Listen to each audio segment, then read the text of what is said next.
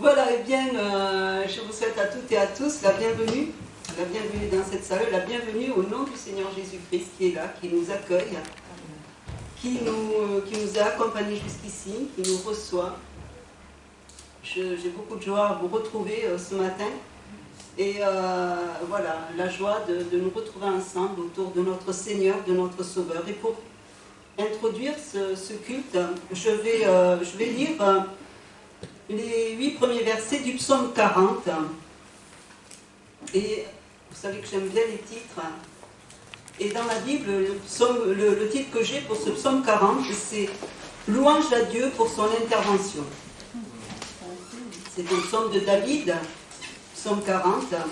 Et voilà ce qu'il dit. « J'avais mis en l'Éternel mon espérance, et il s'est incliné vers moi. Il a écouté mes cris. Il m'a retiré de la fosse de destruction, du fond de la boue, et il a dressé mes pieds sur le roc. Il a affermi mes pas. Il a mis dans ma bouche un cantique nouveau, un cantique à la louange de notre Dieu. Beaucoup l'ont vu et ont eu de la crainte, et ils se sont confiés en l'Éternel. Heureux l'homme qui place sa confiance en l'Éternel. Heureux l'homme qui place sa confiance en l'Éternel et qui ne se tourne pas vers les hautains et les menteurs. Tu as multiplié, Éternel mon Dieu, tes merveilles et tes desseins en notre faveur. Nul n'est comparable à toi. Je voudrais les publier et les proclamer, mais leur nombre est trop grand pour que je les raconte. Tu ne désires ni sacrifice ni offrande. Tu m'as ouvert les oreilles. Tu ne demandes ni holocauste ni victime expiatoire. Alors je dis, voici, je viens. Et quand je lis ce psaume, et surtout dès le départ, j'ai l'impression que j'aurais pu écrire ce psaume. David dit, j'avais mis en l'Éternel mon espérance, et il s'est incliné vers moi, il a écouté mes cris. Et c'est quelque chose d'extraordinaire en relisant ce psaume dans la semaine. Je pensais qu'effectivement, dans mon désespoir, j'avais crié à Dieu sans le connaître, il a entendu, il a répondu. Et je peux affirmer, comme David au verset 3, il m'a retiré de la fosse de destruction, du fond de la boue. Il a dressé mes pieds sur le roc. Donc voilà, l'Éternel est celui qui nous redresse, qui nous établit sur le roc. L'Éternel est celui qui fait pour nous des merveilles. Et à la fin de ces versets que j'ai lus, David dit, tu ne désires ni sacrifice ni offrande. Tu m'as ouvert les oreilles. Tu ne demandes ni holocauste ni victime expiatoire. Alors je dis, voici, je viens. Et ce que le Seigneur veut, c'est que nous allions à lui, que nous nous donnions à lui. Et ce matin, nous allons chanter ce chant qui dit « Je viens en silence, dans le lieu très saint, calme en ta présence, Dieu mon souverain. Père, que ta grâce m'aide à mieux servir, que l'esprit qui passe vienne m'affranchir, que ce chant nous permette vraiment de faire silence en dedans de nous et de nous concentrer vraiment sur le Seigneur.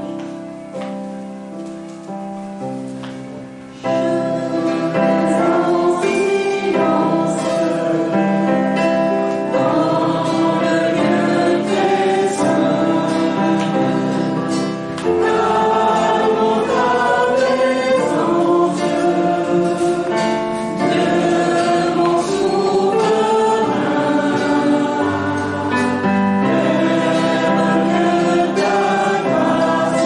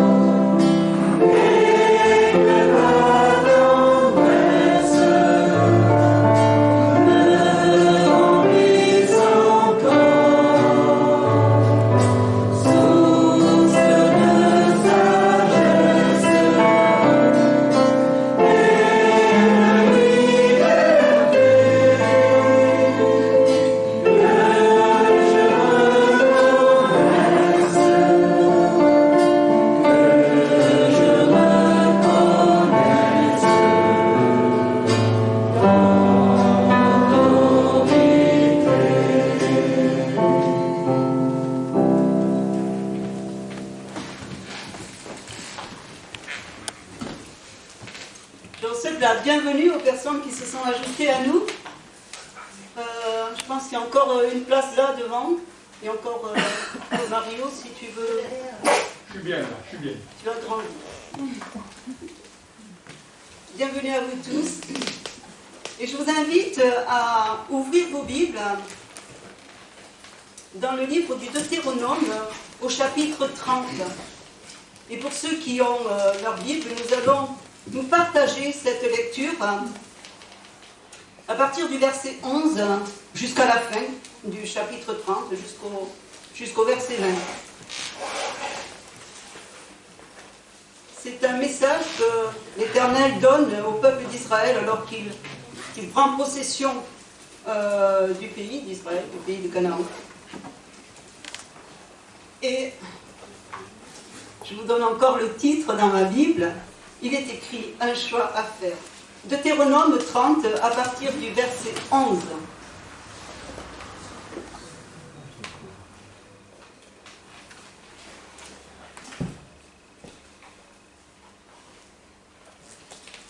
Alors j'ouvre le bal et puis après chacun vous lisez un verset. Voilà ce que dit donc Deutéronome 30 à partir du verset 11. Ce commandement que je te prescris aujourd'hui n'est certainement point au-dessus de tes forces et hors de ta portée. Il n'est pas au ciel pour que l'on dise « Qui montera au ciel pour aller nous le chercher et nous le faire comprendre, afin que nous puissions l'appliquer ?» Il n'est pas de l'autre côté de la mer pour que tu dises « Qui passera pour nous de l'autre côté de la mer et ira le chercher, qui nous le fera entendre afin que nous le mettions en pratique. » C'est une chose au contraire qui est tout près de toi, dans ta bouche et dans ton cœur, afin que tu la mettes en pratique.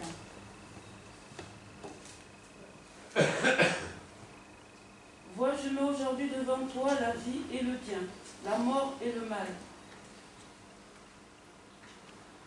Car je te commande aujourd'hui d'aimer l'Éternel, ton Dieu, de marcher dans ses voies et d'observer ses commandements, ses prescriptions et ses ordonnances, afin que tu vives et que tu te multiplies, et que l'Éternel, ton Dieu, te bénisse dans le pays où tu vas entrer pour en prendre possession. Et si votre cœur se détourne de lui, si vous n'obéissez pas, si vous vous laissez entraîner à adorer d'autres dieux et à les servir, je vous préviens aujourd'hui, vous disparaîtrez complètement. Vous ne resterez pas longtemps dans le pays que vous allez posséder de l'autre côté du Jourdain.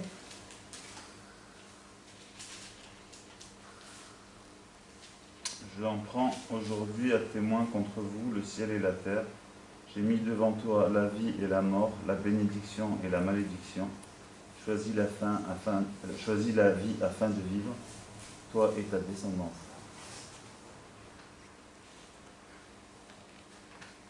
Choisissez d'aimer l'Éternel votre Dieu, de lui obéir et de lui rester attaché, car c'est lui qui vous a fait vivre et qui pourra vous accorder de passer de nombreux jours dans le pays que l'Éternel a promis par serment de donner à vos ancêtres Abraham, Isaac et Jacob. Amen. Amen.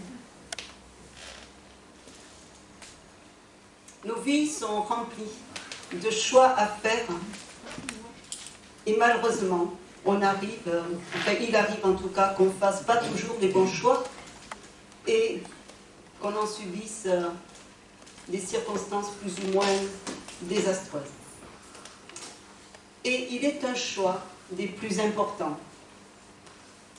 Un choix qui ne se fait pas à la légère, un choix qui est primordial, puisqu'il a un impact jusque dans la vie éternelle, en tout cas pour l'éternité.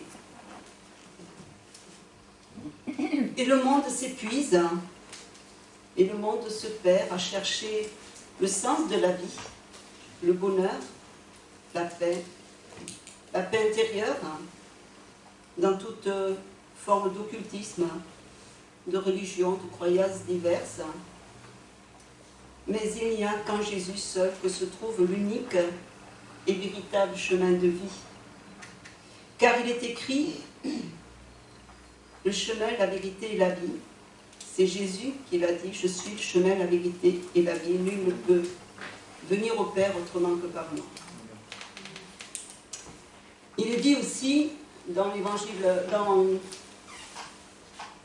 dans la lettre de Jean, il n'est de l'autre côté. Non, pardon, excusez-moi, je me suis trompée dans mes mots. Alors, on peut dire que ce que Dieu demande, il dit, n'est pas de l'autre côté de la mer, pour que tu dises qu'il passera nous le chercher. Et non, il n'est pas de l'autre côté de la mer, Jésus, ou il n'est pas à l'autre bout du monde, pour que tu puisses dire qu'il passera pour nous de l'autre côté de la mer, et ira nous le chercher, qui nous le fera entendre, mais au contraire, il est tout près de toi, à la porte de ton cœur. Christ veut nos cœurs pour se révéler, pour y faire sa demeure, pour nous bénir. Celui qui a le Fils a la vie, et dans le passage que nous avons lu, choisis la vie, en fait, que tu vives.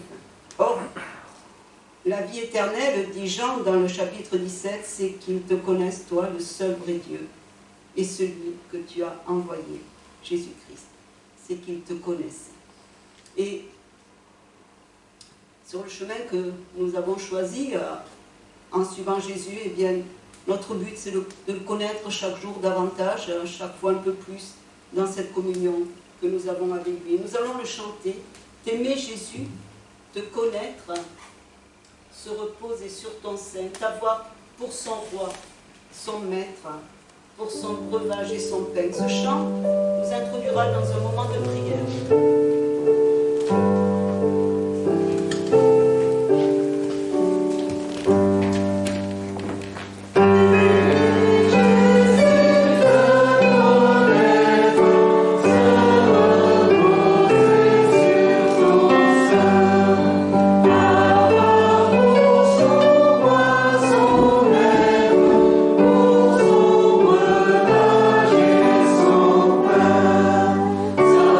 Savourer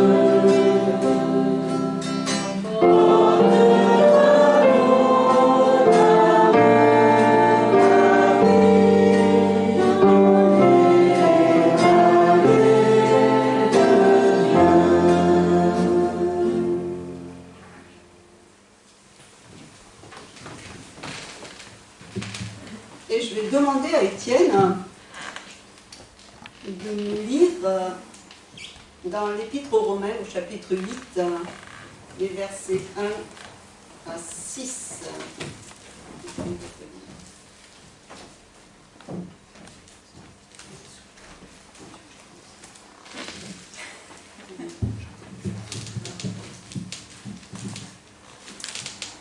Oui, il n'y a maintenant plus aucune condamnation pour ceux qui sont unis à Jésus-Christ, car la loi de l'Esprit Saint, qui donne la vie par Jésus-Christ, m'a libéré de la loi du péché et de la mort. Dieu a accompli ce qui était impossible pour la loi de Moïse, parce que la faiblesse humaine la rendait impuissante. Pour enlever le péché, il l'a condamné au cœur même de la faiblesse humaine en envoyant son propre Fils vivre dans une condition semblable à celle de l'être humain pécheur. Dieu a accompli cela pour que les exigences de la loi soient accomplies en nous, qui vivons non plus selon les penchants humains, mais selon l'Esprit Saint. En effet, les personnes qui vivent selon les penchants humains se préoccupent de ce qui est humain, mais celles qui vivent selon l'Esprit Saint se préoccupent de ce qui est spirituel. Les préoccupations humaines mènent à la mort, mais les préoccupations spirituelles mènent à la vie et à la paix. Amen, merci Étienne.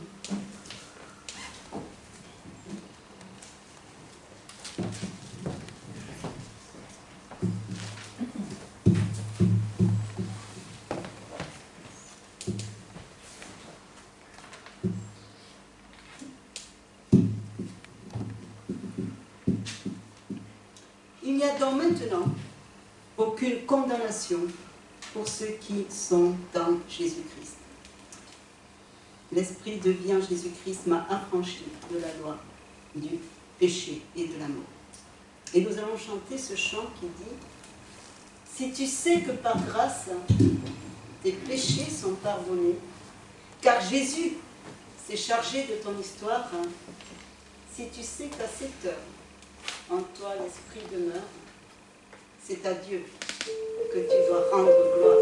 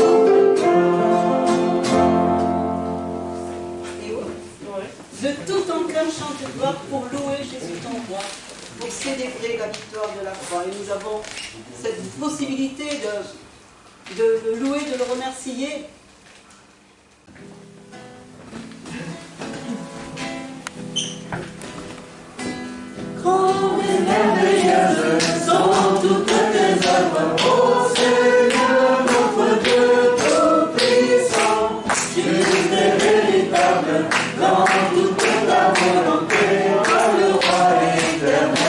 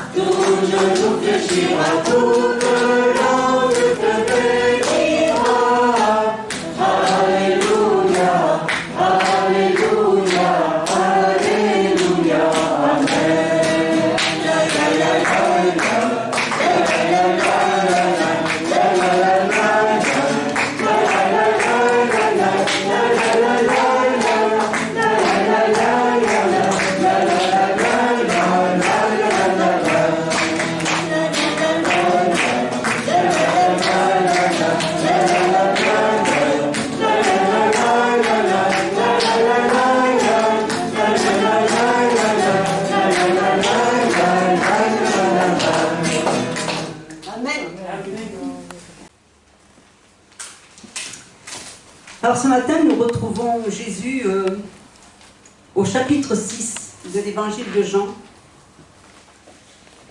Et chapitre 6 de l'évangile de Jean, il nous est dit au verset 2 qu'une grande foule suivait Jésus parce qu'elle voyait les miracles qu'il opérait sur les malades. Et c'est là qu'à partir de 5 pains d'orge et 2 poissons, eh bien, le Seigneur va nourrir une foule de 5000 hommes. Et le lendemain, cette même foule se met en quête du Maître et l'ayant trouvé à Capernaum, ils lui dirent « Rabbi, quand es-tu venu ici ?» Et Jésus leur répondit « En vérité, je vous le dis, vous me cherchez non parce que vous avez vu des miracles, mais parce que vous avez mangé des pains et que vous avez été rassasiés. » Et la discussion qui s'engage alors amène Jésus à se présenter lui-même comme le vrai pain du ciel. Le pain de Dieu, celui qui descend du ciel et qui donne la vie au monde. Jésus leur dit, je suis le pain de vie. Celui qui vient à moi n'aura jamais faim, et celui qui croit en moi n'aura jamais soif. Et Jésus va aller plus loin, en leur annonçant, je suis le pain vivant qui est descendu du ciel. C'est au verset 51. Si quelqu'un mange ce pain, il vivra éternellement. Et le pain que je donnerai, c'est ma chair que je donnerai pour la vie du monde. En vérité, je vous le dis, si vous ne mangez la chair du Fils de l'homme et si vous ne buvez son sang, vous n'avez pas la vie en vous-même. Celui qui mange ma chair et qui boit mon sang a la vie éternelle, et je le ressusciterai au dernier jour. Car ma chair est vraiment une nourriture, et mon sang est vraiment un breuvage. Celui qui mange ma chair et qui boit mon sang demeure en moi, et je demeure en lui. Comme le Père qui est vivant m'a envoyé, que je vis par le Père, ainsi celui qui me mange vivra par moi. C'est ici le pain qui est descendu du ciel. Il n'en est pas comme vos pères qui ont mangé la manne et qui sont morts. Celui qui mange ce pain vivra éternellement. Amen. Étrange discours que celui de Jésus. Comment est-il reçu? Et Mathilde va nous lire la suite. Donc à partir du verset 60, toujours dans Jean 6, jusqu'au verset 69.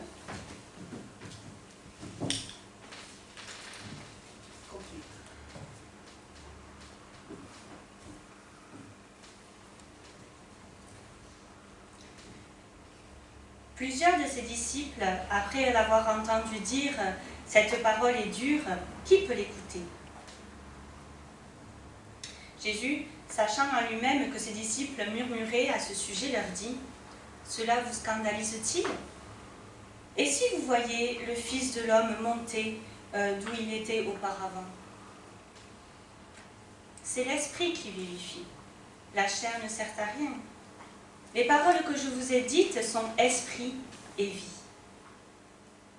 Mais il y en a parmi vous quelques-uns qui ne croient point, car Jésus savait dès le commencement qui étaient ceux qui ne le croyaient point, et qui était celui qui allait le livrer.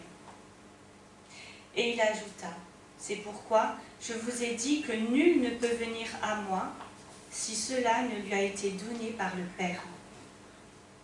Dès ce moment, plusieurs de ses disciples se retirèrent et ils n'allèrent plus avec lui.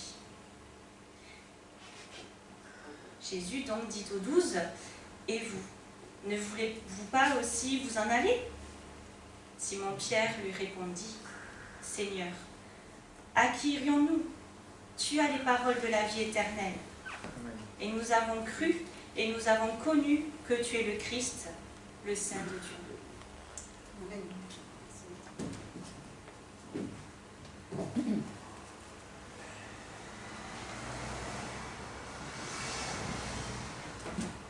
Pour plusieurs, le discours sur le pain de vie paraît avoir dépassé la mesure de leur intelligence et de leur force. Et en effet, plusieurs de ses disciples, après l'avoir entendu dire « cette parole est dure. Qui peut l'écouter? Parole dure, difficile à comprendre, impossible à accepter, car l'étrange nourriture dont Jésus parle, sa chair et son sang, font illusion à sa mort et sa mort sacrificielle sur la croix. Et ses disciples trouvent une pierre d'achoppement dans la pensée que leur maître doit souffrir et mourir pour la vie du monde, c'est-à-dire pour chacun d'eux. Et qu'eux-mêmes doivent accepter, s'approprier les fruits de sa mort par une communion mystérieuse avec le Seigneur. Et cela les scandalise. En effet, il était inconcevable que le Messie attendu se présente comme le serviteur souffrant. Pour les Juifs, un Messie crucifié était inimaginable. Cependant, un Christ vivant ici-bas ne suffit pas à faire vivre notre âme. Il faut chacun, personnellement, nous approprier sa mort, c'est-à-dire en figure manger sa chair et boire son sang pour recevoir la vie éternelle. Manger sa chair et boire son sang symbolise le besoin d'accepter le sacrifice de Jésus pour être sauvé. Il fallait absolument la mort et la résurrection de Christ pour que nous puissions avoir la vie éternelle. Et dans 1 Corinthiens 15, l'apôtre Paul écrit « Si Christ n'est pas ressuscité, votre foi est vaine, vous êtes encore dans vos péchés. Si c'est dans cette vie seulement que nous espérons en Christ, nous sommes les plus malheureux de tous les humains, de tous les hommes, de toute l'humanité. » Quelle valeur inexprimable a le sang de Jésus-Christ. Quelle valeur inestimable. C'est par la seule efficace de ce sang que nous sommes rachetés. Et Pierre nous dit dans sa première épître, vous avez été rachetés par le sang précieux de Christ, comme d'un agneau sans défaut et sans tache. Par lui, vous croyez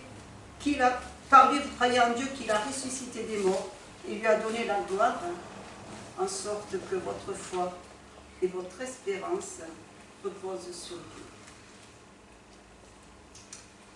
Mais cela n'est pas du tout naturel pour les humains que nous sommes d'accepter que Dieu lui-même donne sa vie pour le pardon de nos péchés. La mort et la résurrection du Seigneur Jésus ne sont pas reçues par la chair, par l'homme naturel. Même si l'être humain sera tenu pour responsable de son incrédulité, la foi n'est jamais exclusivement une affaire de décision humaine. Il faut que l'Esprit de Dieu qui vivifie, qui donne la vie, soit à l'œuvre pour que ces choses s'accomplissent, pour qu'elles soient acceptées. Le Saint-Esprit appelle chacun et révèle Jésus-Christ. C'est l'œuvre de Dieu. La foi répond ou ne répond pas. C'est le choix humain. Jésus, sachant à lui-même que ses disciples murmuraient à ce sujet, leur dit « Cela vous scandalise-t-il? Et si vous voyez le Fils de l'homme monter où il était auparavant, c'est l'Esprit qui vivifie. La chair ne sert à rien. Les paroles que je vous ai dites sont esprit et vie. » Voilà le paradoxe de la foi. Les paroles de Jésus sont humainement incompréhensibles, et pourtant, elles nous font vivre. Au début du chapitre 6, cette grande foule donc suivait Jésus, parce qu'elle voyait les miracles qu'il opérait sur les malades. Et le lendemain, Jésus leur dit qu'en fait, ils ne le cherchent pas parce qu'ils avaient vu des miracles, mais parce qu'ils avaient mangé des pains et qu'ils avaient été rassasiés. Quelles sont les raisons qui nous poussent à suivre Jésus? Qu'est-ce qui motive notre foi? Et sur quoi est-elle fondée? Ressemblons-nous à cette foule qui le cherche uniquement pour être rassasiée des besoins terrestres? Ou bien éprouvons-nous ce besoin du Sauveur et ce désir d'éternité dans sa présence? Il est écrit: l'homme ne vivra pas de pain seulement, mais de toute parole qui sort de la bouche de Dieu.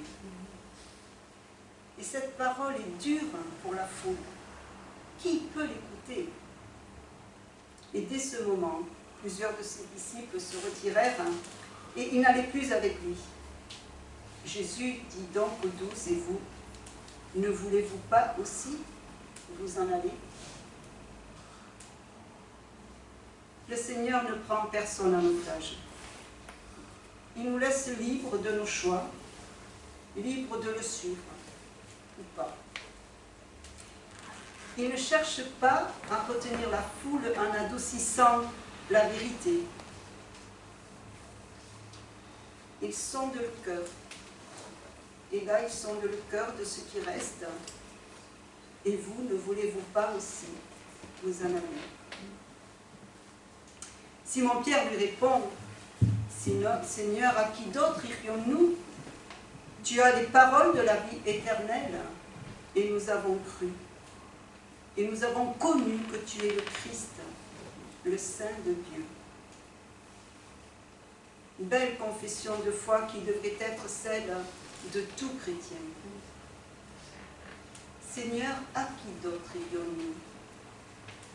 Plus tard, après que Jésus soit retourné au ciel, ce même Pierre proclamera: il n'y a de salut en aucun autre, car il n'y a sous le ciel aucun autre nom qui ait été donné parmi les hommes, par lequel nous devions être sauvés.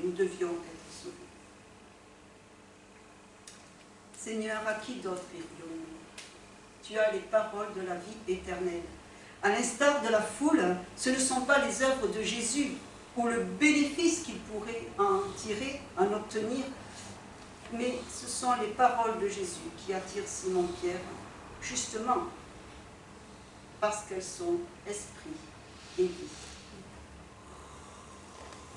La foi va au-delà des circonstances présentes. Elle nous projette dans une autre dimension qui dépasse les limites du monde visible.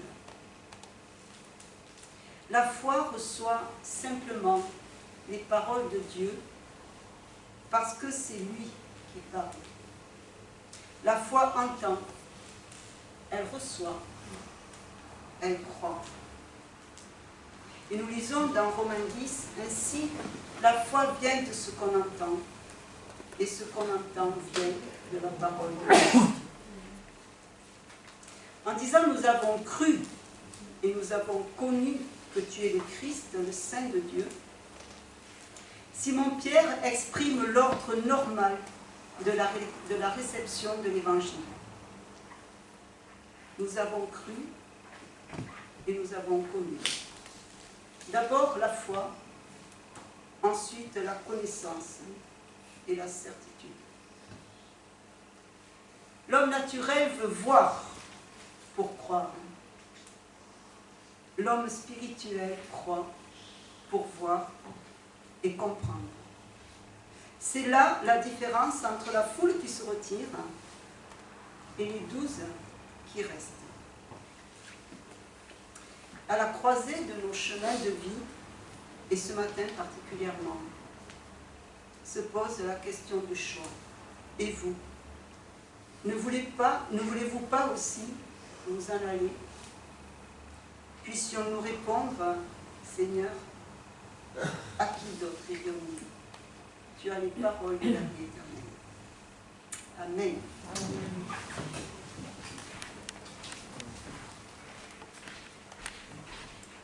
Et je vous invite à chanter ce refrain. Alors, peut-être que pas beaucoup le connaissent, mais on va essayer. C'est le refrain qui dit que l'Esprit de Jésus, de 176, maintenant dispose notre cœur pour que sa parole et sa vie en nous grandissant, fructifiant.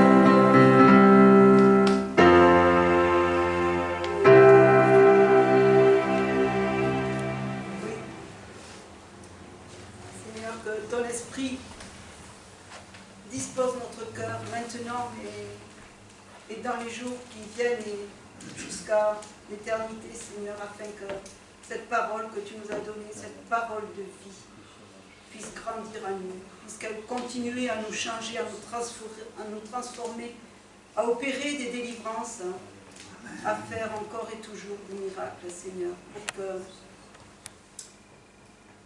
pour que tu te révèles toujours plus à nous, pour que nous puissions comprendre toujours plus cette parole, pour que nous puissions l'aimer toujours plus, pour que nous puissions toujours plus l'accomplir, Seigneur, et que tu sois glorifié. Merci, Seigneur. Amen. Je vous invite à rester debout pour recevoir cette bénédiction.